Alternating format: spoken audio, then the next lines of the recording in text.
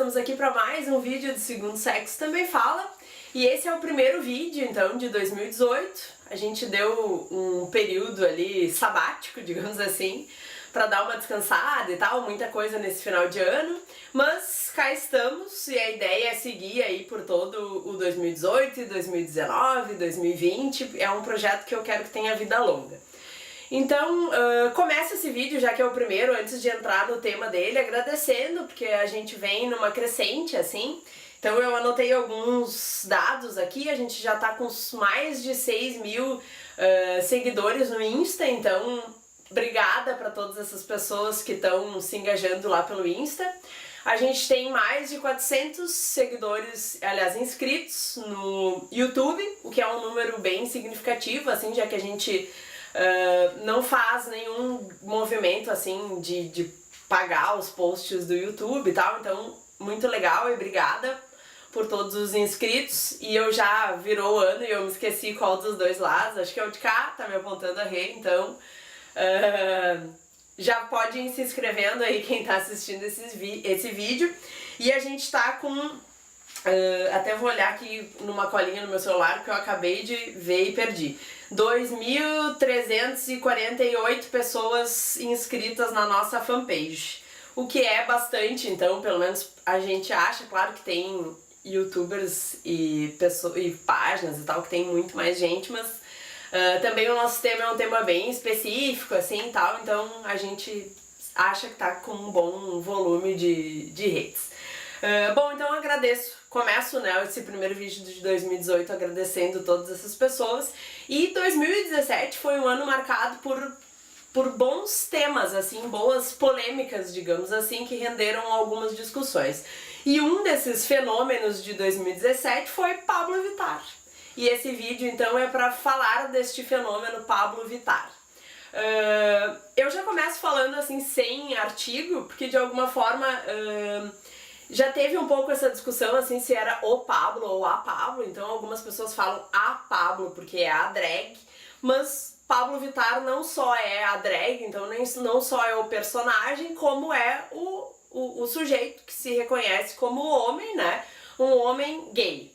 Então poderia ser o Pablo ou a Pablo, fica acho que para as pessoas definirem e tal.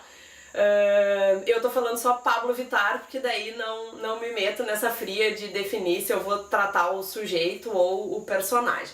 Mas o fato é que Pablo Vittar provocou nas pessoas, assim, um movimento, né, e uma forma. Ele trouxe uma visibilidade pros gays, embora ele não seja um transexual, ele se intitule como drag, mas também trouxe essa discussão, assim, de um modo geral. E com essa discussão veio à tona o preconceito. E daí é sobre esse detalhe que eu quero falar, assim, porque muitas pessoas assistem e ouvem Pablo Vittar cantando e, tudo bem, eu não sou preconceituoso, mas ele não canta nada. Ou, mas essa vozinha é irritante, ou, mas não sei o que. Então ficam tentando. Como hoje a gente teve um ano de 2017 muito intenso, assim, de discussões, de respeito e de igualdade, não só igualdade de gênero, mas igualdade entre gays, lésbicas, bissexuais, transexuais, enfim. Então o que aconteceu? A gente veio num movimento que deu visibilidade para essas lutas, assim. Então hoje já não é mais legal tu ser preconceituoso, né? Mas o preconceito segue lá e segue velado. E ele tá disfarçado justamente na linguagem e no discurso. Então o cara diz, eu não tenho nada contra Pablo Vittar, mas as músicas que ele canta eu não gosto. Então a gente traz para uma questão de gosto, só que desconfiem quando é uma questão de gosto, assim, muito...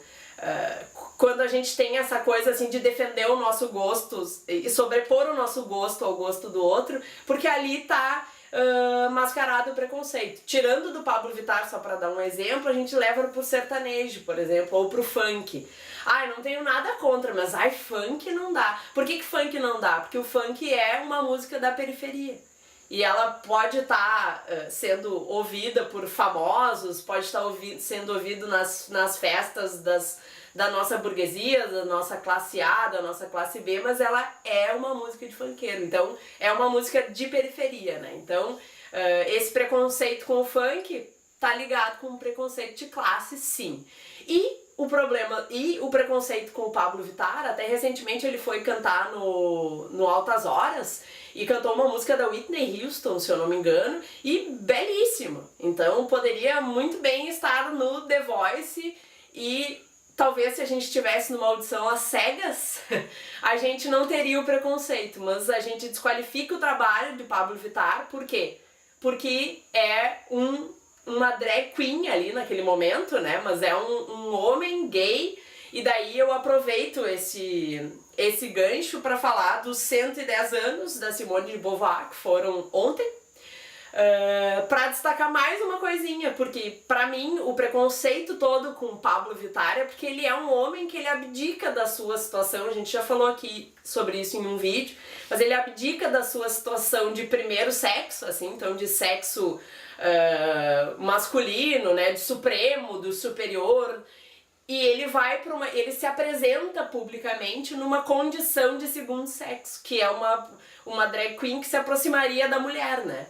Então se a gente for botar Pablo Vittar dentro das caixinhas, ele é um homem que abdica da sua condição de homem e se apresenta e faz sucesso, né? Se apresenta publicamente como mulher, né? Como uma drag, que se encaixa ali, olhando para os estereótipos, como uma mulher. Então, uso Beauvoir, então, com a clássica dela frase, né, sobre o segundo sexo, para falar sobre Pablo Vittar. Eu acho que muito desse preconceito de não gostarem do que ele canta, não gostarem do ritmo, não gostarem, ficarem tentando desqualificar Pablo Vittar sem ser preconceituoso, já é de um preconceito tamanho, e esse preconceito está ali na linguagem, e por ele tá passando o fato de ser um homem que abdica da sua condição de superior e se apresenta como segundo sexo na sociedade. Então nesse vídeo eu queria falar assim um pouquinho sobre isso, né? É um primeiro vídeo desse ano. Eu espero que vocês mandem sugestões para os próximos vídeos e a gente se vê daqui a pouco, então até a próxima!